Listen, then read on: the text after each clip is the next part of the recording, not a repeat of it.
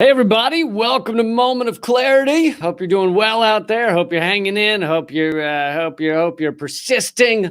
Hope you're able to get through, able to make it through today. Please take a minute to share this. Let people know. Click subscribe if you aren't. Click the thumbs up. And yeah, let people know. The thumbs up thing actually turns out to be important because YouTube won't tell people about it unless they think people are liking it. So click the old thumbs up. I don't know if that stands for thumb up our asses, but that's kind of where we are, humanity is, as we watch it all collapse. Ecuador has an election coming up, February 7th. Big election.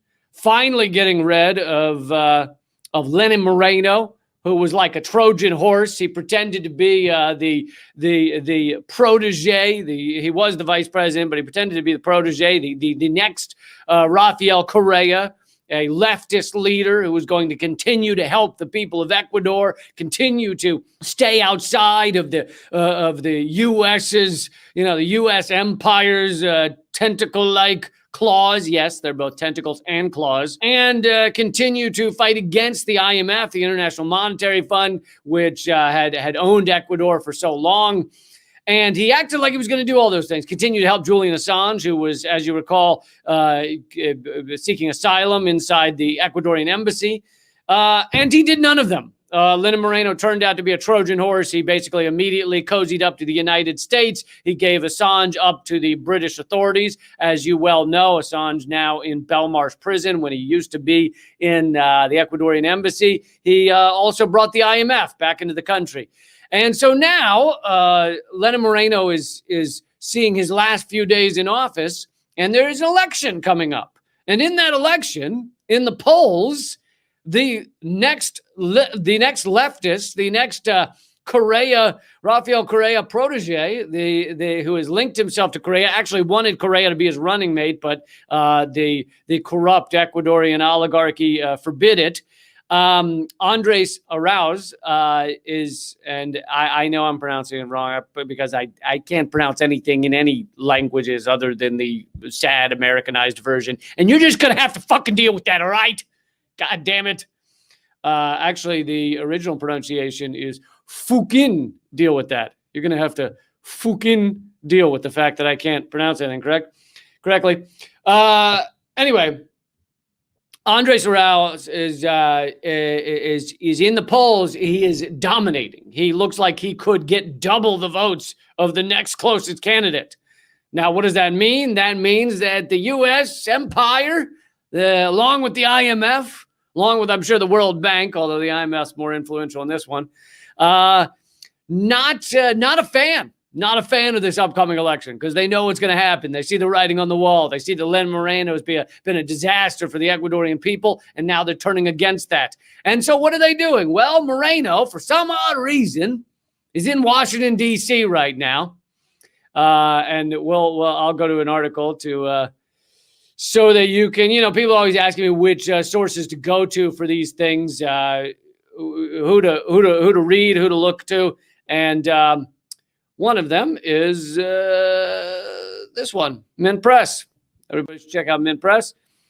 And so this article is by Alan McLeod. He does great work with anti-IMF candidates searching in the poll. Ecuador's Moreno flies to D.C. amid talk of suspending election. So they're discussing suspending this election, stopping it from happening because the American empire and the IMF see the writing on the wall. And, obviously, we're all hoping this doesn't happen. We're hoping they go forward with the election. And this is another area where Biden is no different than Donald Trump. This is not to say Biden's identical as Donald Trump on everything. He seems to be doing something for immigrants, even if he's not doing everything he can do for immigrants. Today, that has been the big news. But they're not talking about this one. They're not talking about the fact that Moreno has flown to D.C. I mean, why would he even? It's the last few days of his presidency. Why would he even need to fucking fly to D.C.?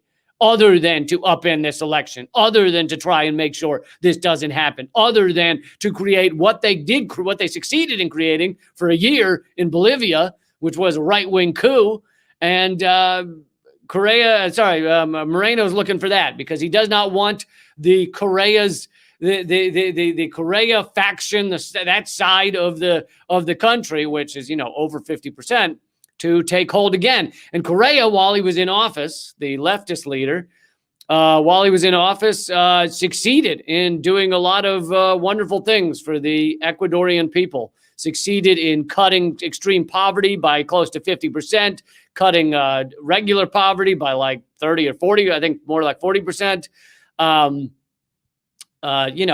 Gave the country's resources more to the people that needed them.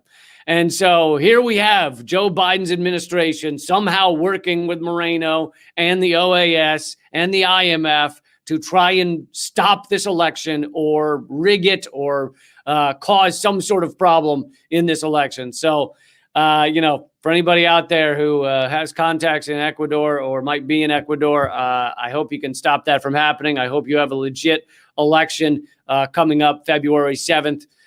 Good luck fighting off the American empire. Andres Arauz has said clearly that he is, anti the American empire and that he is anti-IMF. He wants to get the IMF back out of the country because Lenin Moreno invited them back in, it's like inviting vampires into your house. They have to be invited in. And so, Moreno opened the door and was like, come on in, come have a nice dinner. What could go wrong? Huh? What could go wrong? Let's